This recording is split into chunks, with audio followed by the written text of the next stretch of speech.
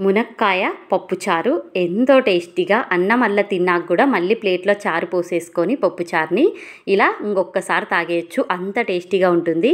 ఈ పప్పుచారుని ఎలా తయారు చేసుకోవాలో చూసేద్దాం. వచ్చేసి ఒక కప్పు కందిపప్పుని తీసుకొని కడిగి మళ్ళీ సరిపడా వాటర్ పోసేసుకొని పసుపు తగినంత, అలాగే ఒక స్పూన్ జీలకర్ర, కారం అనేది కొంచెం ఎక్కువ క్వాంటిటీలోనే వేస్తున్నా ఒకేసారి, ఉల్లిపాయ ముక్కలు, టమాటో ముక్కలు, అలాగే ఒక పెద్ద నిమ్మకాయ సైజ్ అంతా చింతపండు కూడా వేసేసుకొని ఇందులో వేసేటప్పుడే కొద్ది ఎక్కువ క్వాంటిటీలో వేసేసుకొని 3 విజిల్లు పప్పు ఉడికించుకున్నామంటే మనకు రెడీ అయిపోతుంది. చూపిస్తున్న విధంగా మునక్కాయలకి పైన పీస్ తీసేసుకొని కొద్దిగా సాల్ట్, అలాగే చిటికెడంతా కారము, కొత్తిమీర వేసి వీటిని ఒక 3 నిమిషాల పాటు బాగా ఇలా ఉడకబెట్టేసుకోవాలి మునక్కాయలని. ఇందులో కొంచెం సాల్ట్ వేసేసుకొని మెత్తగా రుబ్బేసుకొని అందులో మునక్కాయ ఉడుకుతున్న దాంట్లో పోసేసుకొని ఒక 3 నిమిషాల పాటు ఉడికించుకొని ఇలా పోపు పెట్టేసుకున్నామంటే ఎంతో టేస్టీతో పప్పుచారు, మునక్కాడ పప్పుచారు రెడీ.